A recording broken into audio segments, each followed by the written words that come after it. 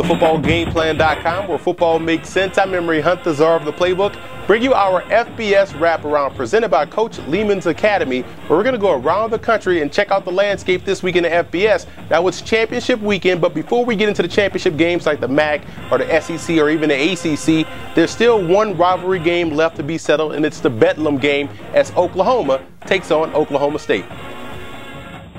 In this year's edition of the Bedlam game, Oklahoma is ranked number 17, while Oklahoma State is ranked number 6 in the country. Now, here are some coaching points for both teams in this ball game. For Oklahoma, defensively, they have the gap exchange versus that zone read of Oklahoma State. Those defensive ends should play the dive, and the outside linebacker should read the quarterback. That way, the defensive end can stay aggressive throughout the course of the game and not having to worry about whether or not the quarterback is pulling the ball. Stay aggressive, play the run, and have those outside linebackers play the quarterback. And whomever the quarterback is for the Sooners will have to stay efficient, whether it's Blake Bell or Trevor Knight. They don't have to be dynamic, but they have to be consistent and not be a detriment to team success. And the Sooners have to play excellent special teams. They can't give up cheap points or put the Cowboys on a short field. You want to make Oklahoma State earn every yard and every point they're going to get in this ball game. And for Oklahoma State in this ball game, you have to reroute wide receiver Jalen Saunders. Whether he's on the outside or in the slot, you have to get a hand on him. And also, you have to win on first down defensively. The Sooners want to shrink this ball game with a running attack, so you have to put them in obvious passing situations that plays to the advantage of the Cowboys secondary. And also, you have to take advantage of the over-aggressiveness of the defensive backs of Oklahoma, maybe with combo route combinations like your smash or scissors concept, flood routes. Those type of route combinations and plays put aggressive secondaries in a bind. I like Oklahoma State in this ball game. This is the one team in the nation that no one is talking about. The Cowboys have knocked off 3 ranked opponents, even number 4 Baylor at the time, and if they are able to beat Oklahoma, that would make it 4 ranked opponents, including an SEC team in Mississippi State. The Cowboys have the defense, they have the explosive offense. This is why you need a playoff system, because no one right now wants to face Oklahoma State. So I think the Cowboys will take care of business in this year's edition of the Bedlam game.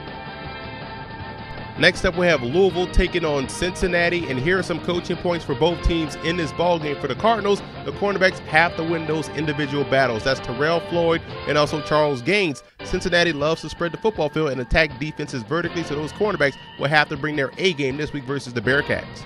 And the Cardinals' offensive line must play well. Quite honestly, this is the best defensive line they face all season long. The Bearcats can really get after it, so it's important they keep Teddy Bridgewater well protected in the pocket while continuing to open holes in the running game. And safety pressure is going to be key. There's opportunities to get to Brandon Cave with delayed pressure, so I look at both safeties, Hakeem Smith and Kelvin Pryor. Both guys, in my opinion, are excellent blitzers, so it's up to Charlie Strong to make sure he calls up the right blitz to get those guys back there in the backfield. Now, for the Bearcats, red zone payoff is going to be important. The Cardinals play excellent red zone defense, so once the Bearcats get inside the 20, creativity on offense will be important. And the Bearcats linebackers will have to excel in coverage. As Greg Blair and company, defending the intermediate passing game is going to be essential. Teddy Bridgewater is a guy that loves to throw the skinny post, the in routes, and the dig routes, and they're going to have to play those routes effectively in order to slow down what the Cardinals want to do throwing the ball. And they're going to have to move the pocket for Brandon Kay on offense, switch up his launch pad spots to combat the Cardinals' pressure. I think they can have a chance to be successful this week versus Louisville.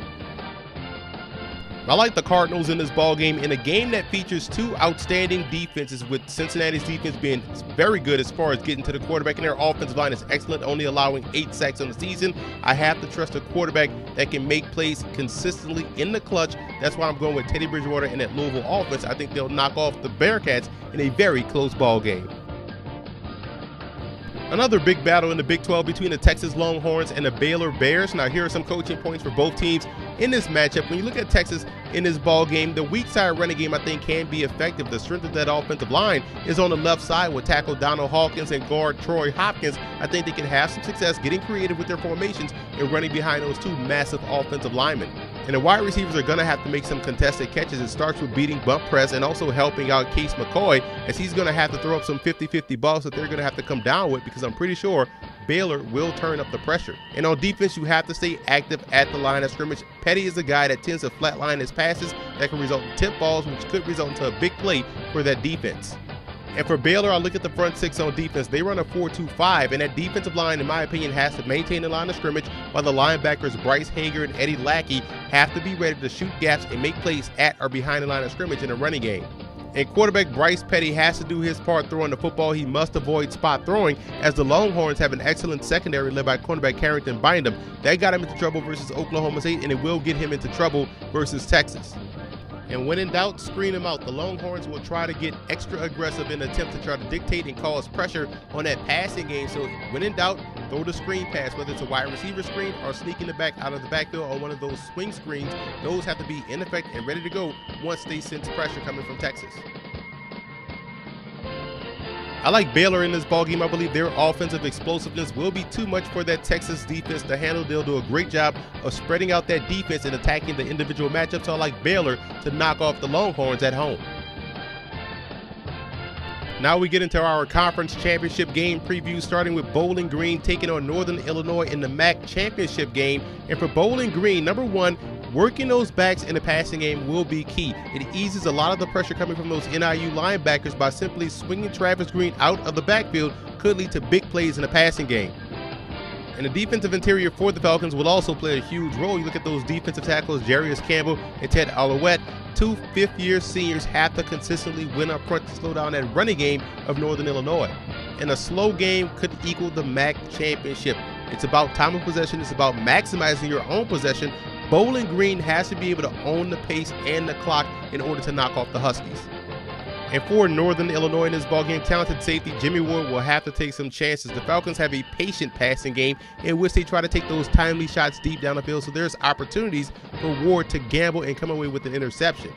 And I would go with heavy stunting up front defensively. The Huskies have the advantage on both sides of the line of scrimmage, but on defense is where they have the biggest advantage with their defensive line going against that Falcons offensive front. And I think they can have some success stunting to try to clog up those running lanes to put the Falcons in backed up situations. And I would also swing for the fences early. Everyone knows Lynch will try to establish a running game, so why not break tendencies very early in this ball game and take a few shots deep down the field to Deron Brown early in the matchup. I think that could lead to some big plays and get on the board early for Northern Illinois. I like the Huskies in this ball game. Normally, I'm prying for a big upset. I think Bowling Green is an excellent football team. Their defense is outstanding. However, their offensive line leaves a lot to be desired. And I think that's where the Huskies will win this game up front on the defensive side of football, being able to shut down the Falcons' running game.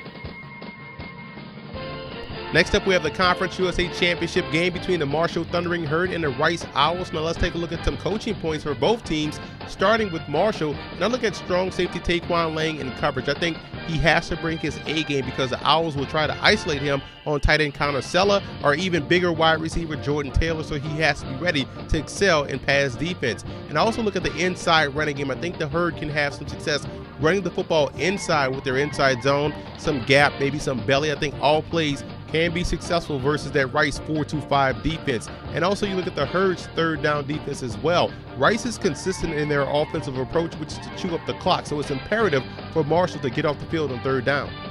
And for Rice in this ballgame, defensively, they have to set the edge in the passing game. Marshall loves to move the pocket for quarterback Rakeem Cato, so you have to set a hard edge and disrupt the timing of that passing game. And I would also look at a heavy dose of running back Charles Ross versus that defense of Marshall.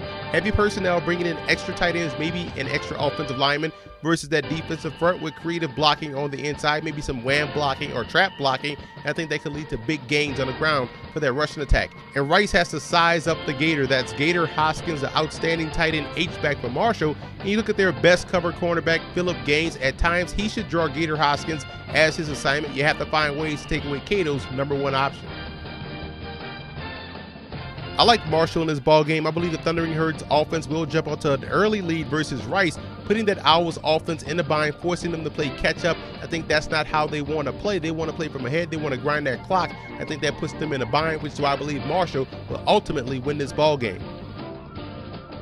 Next, we move on to the ACC Championship between the Duke Blue Devils and the Florida State Seminoles. Now, some coaching points for Duke in this ball game. They have to take away the deep pass of Florida State. Too deep coverage, get a hand on the interior wide receiver or the tight end, and force the short throw, rally up, and make the tackle, get these guys off the field.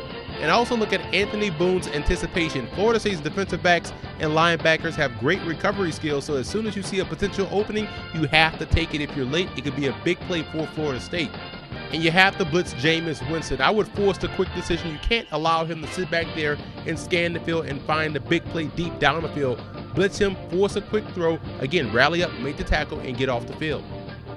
And for the Seminoles in this ball game, patience is a virtue. Don't press for the big play in the passing game. Quite honestly, efficiency is what's dynamic. Most people don't understand that. You have to stay aggressive on the corners. You want to force those Blue Devil wide receivers to beat the bump press and also force Boone to make stick throws throughout the course of the ball game. And you have to move the chains. There's nothing more demoralizing to a defense than a long sustained drive. And if Florida State is able to go on those 10 to 14 play drives, it could really enhance their chances of knocking off the Blue Devils.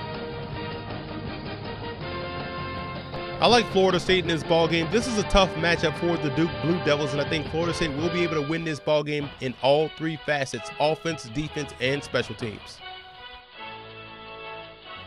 The Mountain West Conference Championship game pits Utah State against Fresno State, and for the Aggies in this ball game, the wide receivers have to win outside the numbers. Travis Van Leeuwen is an outstanding player, and there's going to be some big play opportunities deep down the sidelines, and they have to make the Bulldogs earn it. It plays right into your ability to clamp down in the red zone. They should have no plays over 15 yards, so that way once they get into the red zone, you can clamp down and force 3 instead of 7.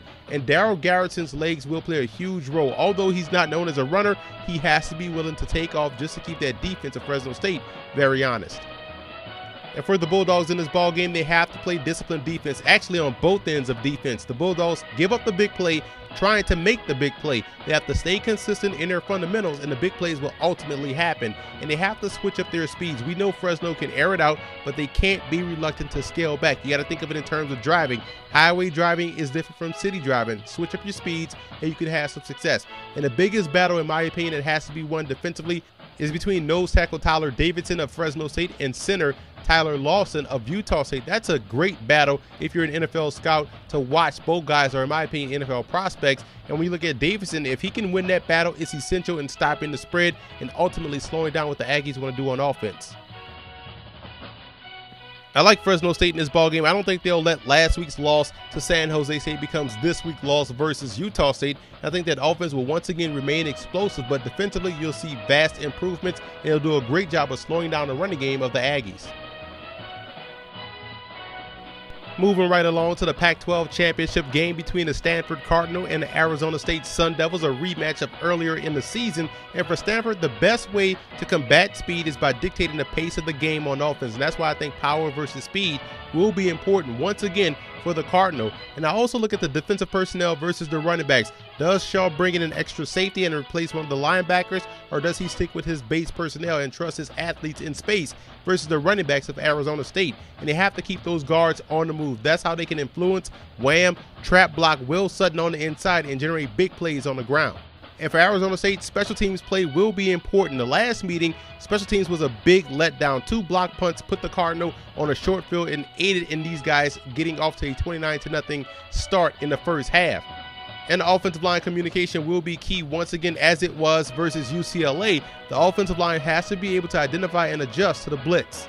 And the Sun Devils have to win in the trenches on defense. Stopping the run, no matter how you do it, puts you in a great position to knock off Stanford, and that's how they're going to have to win this game. They're going to have to put these guys in obvious passing situations. I like the Sun Devils in this ballgame. I think they'll clean up their special teams flaws from the first meeting, and on offense, they can spread you out and win matchups in space. They have the athletes, they have the speed as well on defense, and both sides of the ball causes a lot of problems for a team like Stanford that really wants to play in the box, so I see the Sun Devils winning the Pac-12 championship. In the Big Ten championship game, we have Ohio State taking on Michigan State. And for the Buckeyes, number one, they have to use their speed to their advantage. Playing fast is key with no huddle and hurry-up offense. I believe they have to try to catch the Spartans in bad defensive personnel. And that front seven has to be ready to stop the run. Michigan State runs a pro-style offense, so you're going to see a lot of ISO, lead, power, inside, outside zone. So these linebackers and that defensive line has to play a lot better than what they did last week versus the Wolverines. And Braxton Miller's efficiency will once again be key. He's done a great job all season long through his progressions, but the back seven of Michigan State is very impressive in pass coverage, those linebackers and defensive backs. So he's going to have to be efficient, he's going to have to be smart, and he's going to have to be decisive when he's throwing the ball. And for the Spartans in this ball game, they're going to have to beat the blitz, whether it's releasing the back out in the flat or quarterback counter, cooking those wide receivers, utilizing sight adjustment at the line of scrimmage. They have to be effective when Ohio State sends the pressure. And you have to play your game. Don't fall into that trap of trying to match tempo and pace of Ohio State. All you have to do is really out-execute the Buckeyes, and you can win this ball game. Now look at the linebacker, Max Bullough versus Carlos Hyde. That's going to be the biggest battle, in my opinion. The Buckeyes, you want to make these guys one-dimensional, and taking away the running game is 70% of their offense, and that's how you can play winning defense versus Ohio State. I like the Buckeyes in this ballgame. They won't suffer a setback versus Michigan State, who will be a very tough opponent. There's a reason why Ohio State hasn't lost a game since 2011. They're very well coached and they're very talented, so I think the Buckeyes will take care of business versus the Michigan State Spartans. And finally, we have the SEC championship game between the Missouri Tigers and the Auburn Tigers. And for Missouri in this ball game, I would get creative defensively. Find ways to maximize your personnel. Maybe bring in an extra defensive tackle to put over the offensive tackle and stand Michael Sam up and have him on designated quarterback duty. And Dorial Green-Beckham, in my opinion, with that big frame, would do well on the inside this week versus Auburn. It gives Franklin a big target over the middle and a built-in hot read on crossers and pivot routes. And alignment and assignment is always key when you're facing a team like Auburn that runs a lot of misdirection running plays. You have to make sure you do your job and don't get beat pre and post snap because you're not where you're supposed to be and not doing what you're supposed to be doing. And for Auburn in this ball game, running off tackle will be key. It makes those pass rushers of Missouri, Michael Sam and Coney Ely, run defenders, and it also keeps them guessing defensively versus the run. And the wide receivers can't miss those opportunities. Last week versus Alabama, they left 3 touchdowns on the field, and they have to be able to take advantage when those opportunities present themselves this week versus Mizzou. And you can't lose contain. You want to force James Franklin, the quarterback, to play the game within the tackle box, and also you have to maintain gap discipline versus talented tailback Henry Josie, who can definitely rip off a long run if you're out of position. I like Missouri in this ball game. This is a team that's similar, in my opinion, to Oklahoma State, one that's not getting enough credit for what they've done so far this season. Their defense, in my opinion, is much more athletic than Alabama, and I think that's what's needed in order to slow down what Auburn brings to the table. And on offense, the biggest X factor is having James Franklin back there at quarterback, a guy that can make plays with his legs, but also can be efficient with his arm. I think that right there, that balance on offense for Missouri is enough to knock off Auburn in the SEC championship game. And we also want to give a special thanks to our sponsor, Coach Lehman's Academy. Visit the website at www.coachleemansacademy.com.